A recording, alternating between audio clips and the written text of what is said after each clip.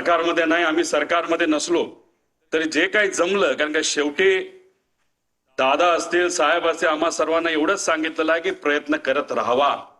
आणि तो प्रयत्न या प्रेझेंटेशनच्या माध्यमातून हाच केलेला आहे की खरं काय घडलं याची माहिती लोकांना पाहिजे, आम्हाला माहिती पाहिजे, म्हणून हा प्रामाणिक असा प्रयत्न तिथे केलेला आहे. माझ्यासारख्या छोट्याशा कार्यकर्त्याला जर एवढं जमत असेल तर मला असं वाटतं की जर सगळ्या रिसर्च एजन्सीज, इन्व्हेस्टिगेशन एजन्सीज जर सरकारने नाही तर सरकारमध्ये असलेल्या लोकांनी जर लावल्या तर लवकरात लवकर आपल्याला या बाबतीतलं रहस्य त्या ठिकाणी कळू शकतं. सुरुवात करत असताना आता दादांचा मुंबई ते बारामतीचा विमान प्रवास थोडक्यात दिलेला आहे. 210 किलोमीटर विमानाचं अंतर त्यांना तिथं कव्हर करायचं होतं. 27 मिनिटं त्यांना त्या ठिकाणी लागणार होती. आणि विमान कुठलं होतं तर VSR ही एक कंपनी ऑपरेटर त्या ठिकाणी ते होतं. लेअरजेट नावाचा एक ब्रँड आहे, बंबार्डियर नावाची एक कंपनी आहे कॅनडाची, पण हे विमान हे अमेरिकेमध्ये त्या ठिकाणी बनलं आहे. पुढे आता याबद्दल विमानाबद्दल बोलायचं झालं, बंबार्डियर एरोस्पेस 2010ला हे विमान बनलेलं आहे. लेअरजेट 45 हे विमानाचा टाईप आहे. खूप फास्ट विमान असतं. 51,000 फूट उंचीवर हे विमान त्या ठिकाणी ट्रॅव्हल करतं. बाकीचे जर विमानं आपण बघितली ज्याच्यामध्ये कुठलीही असू दे तर ते विमानं हे 41,000च्या आसपास त्या ठिकाणी असतात. आता हे विमान लेअरजेट 45 असं त्या ठिकाणी दिसतं. त्याचे इंटरनल पार्ट्स हे मी तुम्हाला इथं दाखवलेत. अंदाजे अजूनपर्यंत आम्हाला कळलेलं नाही, पण अंदाजे या बाजूला म्हणजे लेफ्ट साइडला दादा इथे कुठंतरी त्या ठिकाणी बसले असावेत. या सेक्शन मध्ये आपल्या बॅगा नाही तर अतिरिक्त जो काय आपल्या बरोबर सामान असतं हे सामान या भागामध्ये त्या ठिकाणी ठेवलं जातं. इथं पेट्रोल म्हणजे ह्या पेट्रोलच्या टाक्या आहेत असं आपल्याला समजायला काय हरकत नाही. बाकी डिटेल जर कोणाला पाहिजे असतं तर हे डिटेल मध्ये इथं दिलेलं आहे. आता या VSR कंपनीची माहिती मला आपल्या सर्वांना द्यायची. याच्यामध्ये विजय कुमार सिंग, त्यानंतर सीमा रिमी सिंग हे दोघं याच्यामध्ये पार्टनर आहेत. आणि विस्टा सेल्स प्रायव्हेट लिमिटेड नावाची एक कंपनी आहे. 2 डिरेक्टर विजय कुमार सिंग आणि रोहित सिंग. विजय आणि रोहित हा विजयचा मुलगा आहे. रोहित सिंग बद्दल मी पुढे 2-3 स्लाइड पुढे त्या ठिकाणी आपल्या सर्वांना माहिती देतो. याच्यामध्ये जर बघितलं तर हे 3 शेअर होल्डर इथं दिसतात. पण या खोलामध्ये जर गेलो विस्टा सेल्स प्रायव्हेट लिमिटेड मध्ये 27 वेगवेगळे शेअर होल्डर आहेत. ह्याच्यात जर खूप खोलात आपण गेलो तर कोणाची कंपनी आहे, कोण तिथं शेअर होल्डर आहे, विमान कोणाचे हे तिथं आपल्या सर्वांना कळेल. पण याच्या खोलामध्ये तिथं आम्ही जात नाही. त्या पद्धतीची माहिती आमच्यापर्यंत आहे. पण अजून खोलात जाऊन जर उद्या जाऊन लागलं तर ती माहिती आपल्या सर्वांना आम्ही देऊ शकतो. त्यानंतर या कंपनीकडनं या कंपनीचं म्हणजे VSRचं तसं बघितलं तर लेअर जेटच्या बाबतीत त्यांची मोनोपोली या देशामध्ये. सगळ्यात जास्त लेअर जेटचे विमानं जर कोणाकडे असतील तर ते VSR नावाच्या कंपनीकडनं.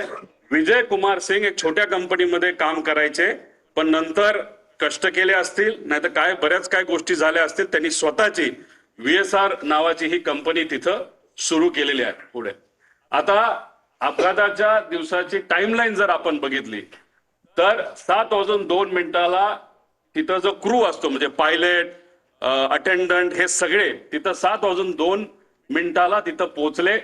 कॅप्टनली चेक केलं बारामती एअरपोर्टला, तिथं फोन केला असेल, माहिती घेतली असेल, ATCशी बोलणं झालं असेल, बाबा तिथं विजिबिलिटी आहे का असा प्रश्न तिथं केल्यानंतर तिथं ऑल ओके 7 वाजून 10 मिनिटाला सांगण्यात आलं.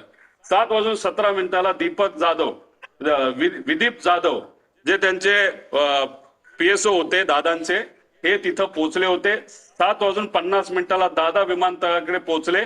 7 वाजून 56 मिनिटाला विमान मुंबई विमानतळ रडारच्या संपर्कात आलं की मुंबईच्या ATCला सांगितलं आता आम्ही टेक ऑफ करायला तयार आहे. 8 वाजून 10 मिनिटाला आणि 51 सेकंडला हे टेक ऑफ झालं. तुम्ही म्हणताल या बाजूला काय, या बाजूला काय आहे याची माहिती थोड्या वेळानंतर मी आपल्या सर्वांना देतो. पण ही माहिती अतिशय महत्वाची आहे. एका ग्रुप चॅटची ही माहिती आहे आणि त्या ग्रुप चॅटवर खूप काही आपल्याला पुढे जाऊन कळणार आहे. नाव फक्त दिलंय, पुढचा नंबर तिथं मी दिलेला नाही, पण नंबर सुद्धा तिथं आहे. एका ऍक्च्युअल ग्रुप चॅट मधले हे स्नॅपशॉट तिथं काढलेले. त्या ग्रुप चॅट मध्ये अधिकारी सुद्धा असतात, पीए सुद्धा असतात. त्याबद्दलची माहिती मी पुढे तुम्हा सर्वांना देतो.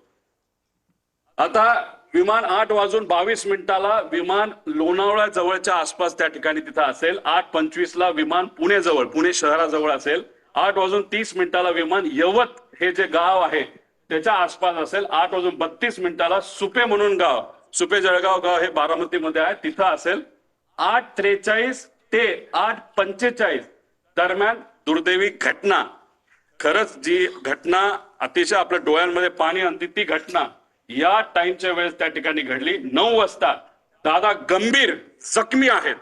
ऍक्सिडेंट झाला हे आम्हाला कळलं होतं, पण आमच्या सगळ्यांच्या मनात असं होतं की जखमी आहेत, हॉस्पिटलमध्ये आहेत, पण जिवंत आहेत, अशी कुठली बातमी आमच्या कानामध्ये यावी. तशी 9 वाजता ती बातमी सुरू होती.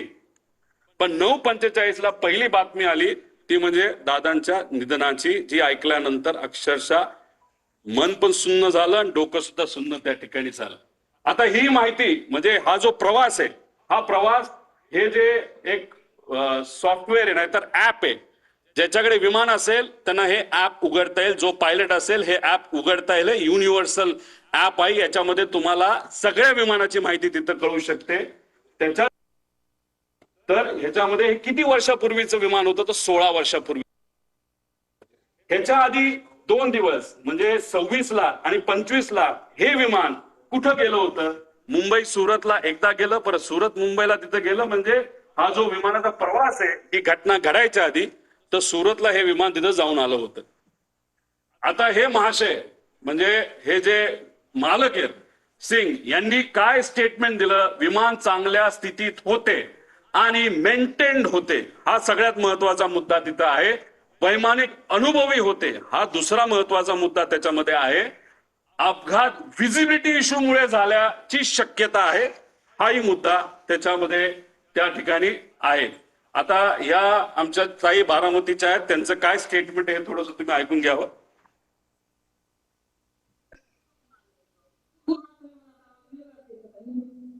म्हणजे यांचं आणि तिथं असणारे बरेच काही हे आहेत की त्यांचं असं मत होतं की रोज तिथं जे पायलटला शिकवलं जातं त्याची विमानं रोज ये जा करत असतात. दादांची विमानं बऱ्याच वेळा आलेली आहेत, मोठ्या मोठ्या व्यावसायिकाची विमानं आलेली, पण हे विमान जेव्हा त्या गावाच्या वरून गेलं होतं, एक तिथे जवळून गेलं होतं आणि त्याचा आवाज थोडा वेगळा आला होता. म्हणजे कदाचित मेंटेनन्सचा हा मुद्दा असू शकतो पुढे. आता हा व्हिडिओ तुम्ही डिटेलमध्ये बघा. हा व्हिडिओ एका ग्रामपंचायतीचा व्हिडिओ आहे. हे गोल दाखवलंय, तो जे विमान आलं सरळ झालं, ते तिथं टिल्ट झालं आणि दुर्दैवी 11 सेकंदात ते खाली आपल्या सगळ्यांना पडलेला आणि तो स्फोट झालेला त्या ठिकाणी बघायला मिळतो. म्हणजे हा सगळा सीसीटीव्ही फुटेज हा आपल्या सर्वांना बघायला मिळतो. आणि हे झालं, हे सीसीटीव्ही फुटेज आपल्याला मिळालं म्हणून आता आपण सर्वजण चर्चा करू शकतोय. हे सीसीटीव्ही फुटेज आलं नसतं तर जसं इतर प्लेन क्रॅश बद्दल नुसतं मोघमच बोललं जातं, तसंच कदाचित या बाबतीत सुद्धा दुर्दैवाने बोललं जाऊ शकलं असतं. पण हा सीसीटीव्ही फुटेज आपल्या सर्वांसाठी अतिशय महत्वाचा आहे. आता याच्यामध्ये आपल्याला प्रश्न काय पडतात, म्हणजे मालक तर बोलून गेला की काय झालं असावं, हे असेल त्याच्यामध्ये विमान काय बिघाड, म्हणजे ह्याच्यामध्ये काय बिघाड झाला होता ज्याच्यामुळे ते विमान स्टॉल झालं. स्टॉल झालं म्हणजे बंद पडून ते एका बाजूला त्या ठिकाणी वळलं. तर का ते स्टॉल झालं, असं का झालं? मेकॅनिकल फेल्युअर झाला असेल का? त्यानंतर टेक ऑफ पूर्वी विमान चेक करण्यात आले होते का? आपण कधी गाडी घराच्या बाहेर काढत असताना पेट्रोल आहे का, ऑइल आहे का, ह्या बेसिक गोष्टी बघतो. तसं विमान उडत असताना, उडवायच्या आधी त्याच्यामध्ये टेक ऑफ पूर्वी विमानाचं इन्स्पेक्शन एक मेकॅनिकल अधिकारी करत असतो. त्याचं कामच तेवढं असतं की विमान नीट आहे का, सगळ्या केबल लागल्यात का. जसं की लिफ्ट आपल्या घरी असेल नाही तर ऑफिसमध्ये असेल आणि त्याचं इन्स्पेक्शन जर करायचं असेल तर त्या ज्या केबल आहेत त्या नीट आहेत का, बटणं नीट दाबली जातात का, आणि समजा जर लाईट गेली तर लिफ्ट ऑटोमॅटिकली एका फ्लोअरला येऊन थांबते का, हे जे बेसिक लिफ्टमध्ये चेक केले जातात. हे तर 51,000 फीटला उडणारं विमान आहे आणि हे जर चेकअप तर करावाच लागतो. हे DGCA सुद्धा सांगितलेलं आहे. जगातल्या प्रत्येक देशामध्ये हे आपल्याला तिथं फॉलो करावं लागतं. त्यामुळे टेक ऑफ पूर्वी याचं काय चेकअप झालं होतं का? चेक करणारे कर्मचाऱ्यांना आता आपल्याला पकडावं लागणार आहे, बोलावं लागणार आहे, चर्चा करावी लागणार. ते आम्ही करू शकत नाही. पण जी कुठली एजन्सी आता सरकारने दिलेली आहे त्या एजन्सीला तिथं असणारे जे कोणी चेक करणारे कर्मचारी आहेत त्यांच्याशी तिथं आपल्याला बोलावं लागेल. टेक लॉग हा प्रत्येक विमानाचा टेक लॉग हा केला जातो.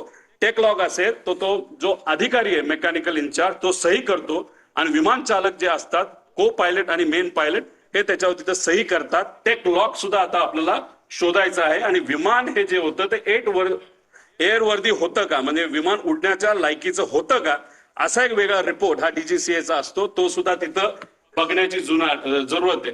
रुटीन लाईन मेंटेनन्स हा करावा लागतो. एक मेन मेंटेनन्स इंजिन काढावं लागतं, घालावं लागतं, ऑइल चेक करावं लागतं सगळं. आणि त्यानंतर हा रुटीन मेंटेनन्स कुठलाही प्रवास झाल्यानंतर ते विमान चेक करावं लागतं, त्याला रुटीन मेंटेनन्स बघावं लागतं. आणि हे अतिशय क्रिटिकल एरिया असतो हा पोलिसांचा विमानाचा. तिथं सगळीकडे सीसीटीव्ही कॅमेरा असतात. तिथं मोठ्या मोठ्या इंडस्ट्रियलिस्टचे विमानं ठेवलेली असतात आणि तिथं सगळीकडे हँगरच्या बाहेर आणि हँगरच्या आत सीसीटीव्ही कॅमेरा त्या ठिकाणी असतात. त्यामुळे ते सीसीटीव्ही कॅमेरा कुठे आहेत, कसे आहेत, कोण मेंटेन करत होतं, खरंच विमानाला कोणी हात लावला होता का, चेकिंग झालं होतं का, हे सगळं तिथं बघण्याची आपल्या सर्वांना जरूरत आहे. आणि विमानाचा हेवी बेस मेंटेनन्स हा कधी केला, कसा केला, काय केला, त्याला विमान कंपनीने सुद्धा शेड्यूल दिला असतं आणि त्या शेड्यूल प्रमाणेच आपल्याला मेंटेनन्स हा करावा लागतो. ते झालं होतं का, त्याचा रिपोर्ट कुठे. आणि हे रिपोर्ट का मागतोय, कारण का हे जे व्हीएसआर कंपनी आहे त्या व्हीएसआर कंपनीमध्ये अनेक एक्स डीजीसीआयचे लोक काम करतात, नाही तर त्यांचे कन्सल्टंट आहेत. त्यामुळे आम्हाला भीती अशी आहे की आतापर्यंत गेल्या 13-14 दिवसामध्ये काहीच झालं नाही. फक्त सीसीटीव्ही गोळा केलेले आहेत. बाकी ह्यांनी अजून सुद्धा रिसर्च नाही तर इन्व्हेस्टिगेशन काही झालेलं नाही. आणि असंच जर टाइमपास करत राहिले तर मग हे सगळं मॅन्युपुलेट केलं जाऊ शकतं. हे सगळे खोटे रिपोर्ट हे केले जाऊ शकतात. त्यामुळे रिपोर्टवर फक्त विश्वास ठेवून चालणार नाही. सगळे सीसीटीव्ही आपल्याला त्या ठिकाणी बघावं लागतील. आता ह्याच्यामध्ये या कंपनीचा इतिहास आपण तिथं बघू. तुम्हाला आठवत असेल 2023 ला एक ऍक्सिडेंट झाला होता. ते कुठलं विमान होतं, लेअर जेटचं विमान होतं. बघा इथं आता ते विमान तुम्हाला क्लिअरली दिसेल नाही दिसेल माहित नाही.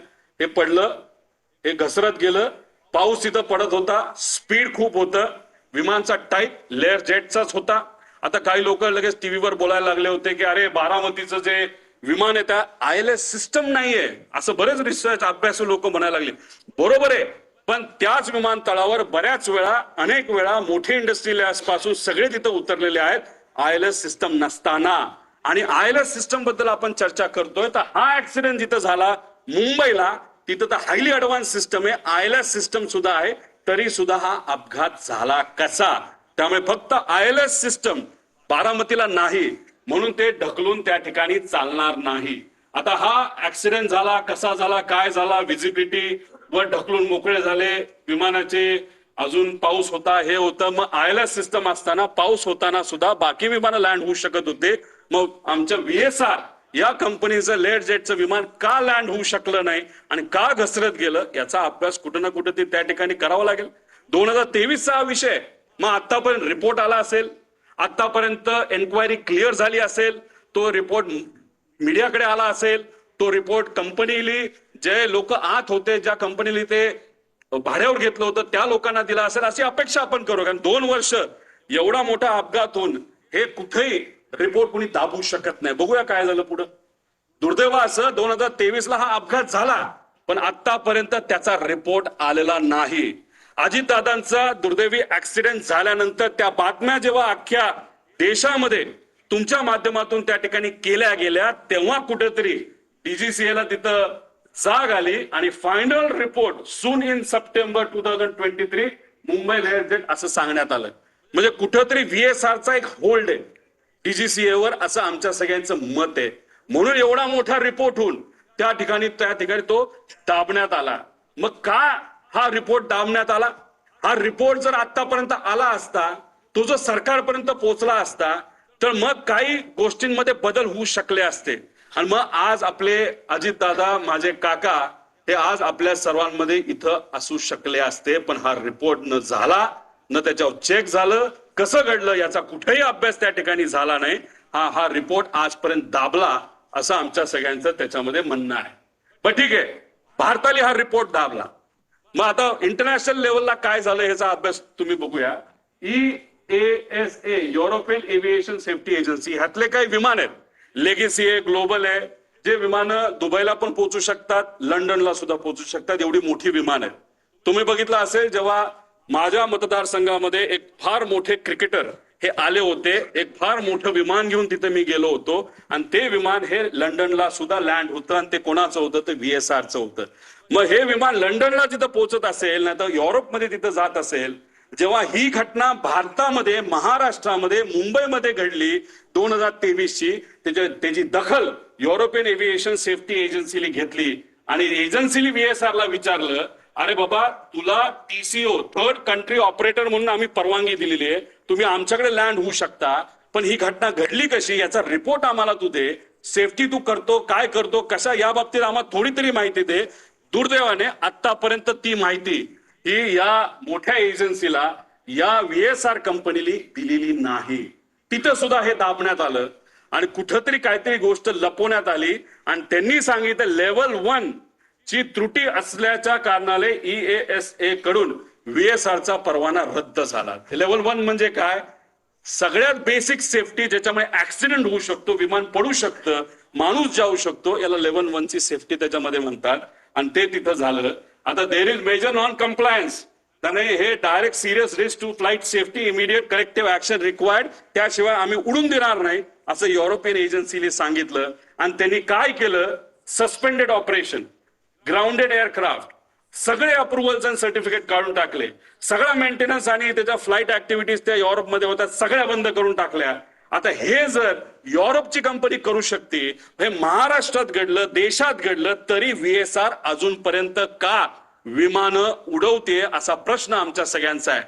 माझे काका गेले, आपले दादा त्याच्यात गेले, पण आज VSRच्या माध्यमातून CMची फ्लाईट तिथे घेतल्या जातात, सगळ्या मंत्र्यांच्या फ्लाईट घेतल्या जातात, तिथं दुसरे उपमुख्यमंत्र्यांच्या फ्लाईट घेतल्या जातात. त्यांच्या सेफ्टी बद्दल तर आपण विचार केला पाहिजे. एक नेता आमचा गेला, पण बाकी नेत्यांचं काय? मग ह्या VSRला अजूनपर्यंत का परवानगी दिली जाते? त्यांचा एवढा होल्ड की अजितदादांचा ऍक्सिडेंट होऊन सुद्धा त्यांना तिथं थांबवलं जात नाही. ESA सारख्या मोठ्या एजन्सीली त्यांचा रद्द परवाना करून सुद्धा त्यांना तिथं परवानगी दिली जाते. तर एवढं फेवर VSRला का केलं जातं असं आमचं मत आहे. मग आम्ही काय केलं? एक्स पायलट, जे पायलट VSR कंपनीमध्ये काम करत होते, जे इंजिनियर VSR कंपनीमध्ये काम करत होते, DGCAचे एक्स अधिकारी जे VSRला ओळखून होते, या सर्व लोकांची चर्चा केल्यानंतर तुमच्यातले काही अभ्यासू आणि रिसर्च करणारे पत्रकार सुद्धा अशा लोकांना भेटल्यानंतर ह्या गोष्टी समोर आल्या. फ्लाईट ड्युटी टाइम लिमिटेशन, 12 तास गॅप लागतो. जर मी पायलट असेल आणि मी जर उडवलं असेल तर 12 तासानंतरच फ्लाईट उडू शकतो.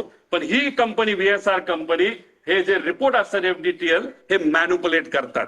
म्हणजे फक्त आकड्याचा खेळ त्या ठिकाणी केला जातो आणि 6 तासापूर्वी सुद्धा जर एखादा पायलट आला असेल तर त्याचा कदाचित इन्सेंटिव्ह दिलं जातं, नाही तर तुला नोकरीवरनं काढतो असं सांगितलं जातं आणि लगेचच त्याला तिथं विमानात बसवलं जातं. त्यानंतर कॉकपिट व्हॉइस रेकॉर्डिंग, म्हणजे एक असतो ब्लॅक बॉक्स. ब्लॅक बॉक्स मध्ये फक्त आवाज स्टोअर होतो असं नाही, आवाजाबरोबर ते जे इक्विपमेंट्स आहे ते कसे बिहेव करत होते, कुठं काय एक्सेलरेशन होतं, स्पीड काय होतं, आपली पोझिशन काय होती, कुठला काटा कुठं होता, हे सगळं ब्लॅक बॉक्स मध्ये तिथं येतं. पण नॉर्मली जर आपल्याला कॉकपिट व्हॉइस रेकॉर्डर हे साधे रेकॉर्डर असतात, त्यात कॉकपिट मध्ये काय झालं, संभाषण काय झालं याची माहिती आपल्याला देता येते. VSR मध्ये कॉकपिट व्हॉइस रेकॉर्डर सिस्टम हे बंद ठेवलं जातं. त्यानंतर चेकलिस्ट टेकलॉग हा मेंटेन नीट केला जात नाही तर मॅन्युपुलेट केला जातो. स्टँडर्ड ऑपरेटिंग प्रोसिजर SOP त्यांचं कुठेही नाही. आणि कॉस्ट कटिंग मध्ये हे महाशय, ही कंपनी अतिशय माहिर आहे. त्याच्यामध्ये मेंटेनन्स मध्ये कमतरता दाखवणं, नाही तर कुठलंही विमान, नाही तर हेलिकॉप्टर घ्या, ते हेलिकॉप्टर जर आपल्याला उडवायचं असेल तर त्याच्यामध्ये तास दिले जातात. 2200 तास ब्रँड टू ब्रँड, नाही तर 2500 तास. ते झाल्यानंतर इंजिन चांगलं असलं काही नसलं तर पूर्ण इंजिन 6 कोटी रुपयाचं एखाद्या सिंगल इंजिन हेलिकॉप्टरचं आपल्याला बदलावंच लागतं. तसं इथे असतं. पण या कंपनीकडनं तिथं टायमिंग हे कुठेतरी चेंज केले जातात, मॅन्युपुलेट केले जातात आणि त्यामुळेच कुठेतरी ही घटना घडतात असं आमच्या सगळ्यांचं त्यामध्ये मत आहे. आता गो अराउंड, आता अजितदादांना घेऊन हे विमान फ्लाय करत होतं VVIP, म्हणजे ज्यांना झेड सिक्युरिटी, Z+ सिक्युरिटी आहे अशा व्यक्तीला हे विमान घेऊन चाललं होतं. विमान उडत असताना जर तिथं व्हिजिबिलिटीचा इश्यू असेल नसेल तरी त्या पायलटला 2 स्टेशन द्यावं लागतात. एक जिथं चाललाय तिथं आणि बॅकअप एअरपोर्ट तुम्हाला सांगावं लागतं. कदाचित ह्यांनी मुंबई ते एअरपोर्ट दिलं असेल, नाही तर हैदराबाद तिथं दिलं असेल. आता तिथं गो अराउंड करत असताना एकदा ट्राय केला, दुसऱ्यांदा कदाचित त्यांना ते दिसलं नसावं. त्यांनी सांगितलं होत दिसलं, पण दिसलं नसावं, तर तिसऱ्यांदा राऊंड घ्यायला पाहिजे होता. पण ह्यांनी तो घेतला नाही. दुर्दैवाने सेकंड अटेम्प्टलाच त्यांनी तो प्रयत्न केला. जी घटना घडली ती घडली. आणि दुसरं कसं असतं, त्यांना पुढे पुढे जायचं होतं. अजित काकांना घेऊन हे कुठे जाणार होते? बारामतीला जाणार होते. आणि बारामतीवरनं हे कुठे जाणार होते? शमशाबाद ते पटना. तिथं कोणतरी व्यक्तीला तिथे घेऊन जाणं, म्हणजे ह्यांना घाई होती. नाही बाबा जायचंच आहे, नाही तर 10 लाख रुपये आपलं जे भाडं आहे ते त्याच्यामध्ये बुडू शकतं. आपण पुण्याला गेलो तर हे भाडं आपण बारामतीला पोहोचू शकलो नाही, तेही पैसे आपल्याला मिळणार नाही. म्हणून कुठंतरी या कंपनीकडनं या पायलटवर प्रेशर होतं, असंही आपल्याला त्या ठिकाणी बोलता येईल.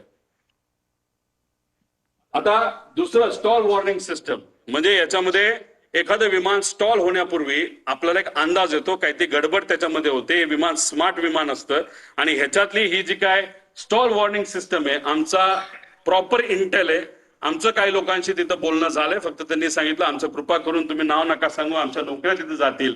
त्यांची चर्चा अशी, जे विमान अजित काकांना घेऊन तिथं ते ऍक्सिडेंट झालं त्याच्यामध्ये ही जी स्टॉल वॉर्निंग सिस्टम ती बंद होती. ती बंद असल्यामुळे काही गोष्टी आपल्याला आधीच कळल्या नाही आणि त्यामुळे ती घटना त्या ठिकाणी घडली असावी असं काही तज्ञांचं तिथं मत आहे. आणि हेवी बेस मेंटेनन्स केलं कुणी, ह्याच्यासाठी आम्ही हे पुरावे त्या ठिकाणी मागतोय. पीटीटी पुश टू टॉक, म्हणजे तुमची वॉकी टॉकी असते, आपण बटन दाबतो, आपण बोलतो, पलीकडचा ऐकतो. तसं विमानामध्ये पीटीटी असतं. हे पीटीटी जेव्हा चालू होतं तेव्हा कॉकपिटमध्ये बटन दाबल्यानंतर जे जे काय चालू असतं, जसं की आता मी पोहोचतोय, आता लँड होतोय, मी पुढे तुम्हाला ट्रान्सक्रिप्ट दाखवेल, तर ते सगळं कळतं. तर जेव्हा मेन पायलट हा जर कपूर असेल, तर पाठक ज्या पायलट होत्या ह्या को पायलट होत्या. को पायलट जनरली ते इंटरॅक्शन करतात एटीसीची. तेव्हा ते पीटीटी त्यांनी दाबलं होतं, तेव्हा त्या वातावरणामध्ये ते जेव्हा शेवटचं वाक्य ओ शिट होतं, तेव्हा सुद्धा त्याच्या आधी सुद्धा त्या विमानामध्ये कुठंच ही वॉर्निंग सिस्टीमचा आवाज येत नव्हता. पीटीटी दाबून सुद्धा शुकशुकाट होता, म्हणजे ही सिस्टम तिथं बंद होती असं आमचं त्या ठिकाणी म्हणणं आहे. आणि त्यासाठी जे एटीसीचं रेकॉर्डिंग आहे ते तुम्ही चेक केलं, पीटीटी दाबल्यानंतर त्याच्यामध्ये कुठेही ते वॉर्निंग तिथं आल्या नाहीत. आणि ब्लॅक बॉक्स जेव्हा रिकव्हर केला जाईल त्यानंतर आपल्याला बऱ्याच गोष्टी या बाबतीतनं कळतील. आता दुसरा विषय असा आहे की हा व्हिडिओ तुम्ही ऐका, मग तुम्हाला त्या ठिकाणी मी सांगतो. आमच्या गावात एक मंदिर आहे, त्या मंदिराच्या परिसरात सुद्धा टेकायची काही लोकांना शक्यता होती. आता हे enhance ground proximity warning system जी आहे, जेव्हा हे विमान 51,000 फीटला ते उडतं आणि जेव्हा तुम्ही त्या एअरपोर्टच्या जवळ येत असता आणि फारच जमिनीच्या जवळ आल्यानंतर ही सिस्टम तुम्हाला वॉर्निंग देते. जेव्हा तुम्ही एखादा हिंदीचा पिक्चर नाही तर इंग्लिशचा पिक्चर बघितला असेल, तेव्हा तिथं तुम्हाला जाणवत असेल एक आवाज ते विमान देत असतं की warning approaching land, warning approaching land. अशा प्रकारची ही सिस्टम त्याच्यामध्ये असते. आणि दुर्दैव असं आमचं असं मत आहे की मंदिराच्या जर जवळ गेला असेल तरी पीटीटी चालू असताना हा आवाज तिथं आपल्याला कुठेही ऐकायला मिळालेला नाही. आणि हे सगळं संभाषण हे एटीसी वर त्या ठिकाणी झालेलं आपण बघू शकतो. ते रेकॉर्डिंग तुम्ही बघितलं, आमच्याकडे त्याचा एक प्रिंट आहे आणि ती प्रिंट हे सरकारला सुद्धा त्या ठिकाणी दिली गेली आहे. ते पुरावा आमच्याकडे आहे, त्याच्यामध्ये कुठंच. आणि आम्ही जेव्हा काही लोकांशी बोललो तेव्हा त्यांच्याकडनं सुद्धा आम्हाला कळालं की अशा पद्धतीने आम्हाला कुठंच काही हे ऐकू आलं नाही. त्यामुळे ही जी सिस्टम आहे ती सुद्धा बंद होती, नाही तर खराब झाली होती. आता ह्याच्यामध्ये व्हीएसआर संदर्भातले काही प्रश्न की हेवी बेस मेंटेनन्स हा कुठं केला जातो हे आपल्याला माहिती घ्यावं लागेल. या देशामध्ये 2च एमआरओ आहेत. एक मुंबईच्या आसपास आहे, प्रफुल्ल पटेल साहेबांची मालकी आहे त्या एमआरओची असं आम्हाला त्या ठिकाणी कळतं. दुसरं कुठे दिल्ली साईडला त्या ठिकाणी आहे, पण हे एमआरओ आहे. पण ह्या कंपनीकडे एक वेगळा एमआरओ होता असं म्हणतात. ते स्वतःच्या कंपनीच्या माध्यमातून ही सगळी 27 विमानं ते मेंटेन त्या ठिकाणी करत होते. मग त्यांच्याकडे एक्सपर्ट होते का? जसं तुमच्या कंपनीमध्ये म्हणजे तुम्ही सगळे वेगळ्या वेगळ्या चॅनलचे असला तरी जर 5च चॅनल असतील तर हा रिपोर्टर जास्तीत जास्त या 5 मध्येच कुठेतरी जाणार आहे. मग तिथून नोकरी निघाली की परत 5 मध्ये दुसरीकडे जाणार आहे. तसंच एमआरओ जर 2च असतील तर मग ते लोक कोण आहेत? जे लोक या व्हीएसआर कंपनीमध्ये आज काम करतात, पूर्वी ते कुठं काम करत होते कोण आहेत ते, कुणी ते सह्या केल्या, रमेश नावाचा माणूस कोण आहे, त्याचा काय अनुभव आहे, तो मेंटेनन्सचा त्याला का प्रमुख केलं, त्याला तुम्ही एन्क्वायरीसाठी घेतलं का तो गायब झालाय, हे सगळे प्रश्न आपल्या तिथं पडू शकतात. एन्क्वायरी कुठंच नाही चालली, म्हणून आम्हाला आमच्या लेवलला माझ्या काकासाठी, आमच्या दादासाठी या सगळ्या गोष्टी करायला लागतात. आणि ह्या सगळ्या गोष्टी लवकरात लवकर सरकारने जर केल्या नाही तर मग आपल्याला खरं रहस्य काय हे त्या ठिकाणी तिथं कळणार नाही. त्यामुळे हेवी बेस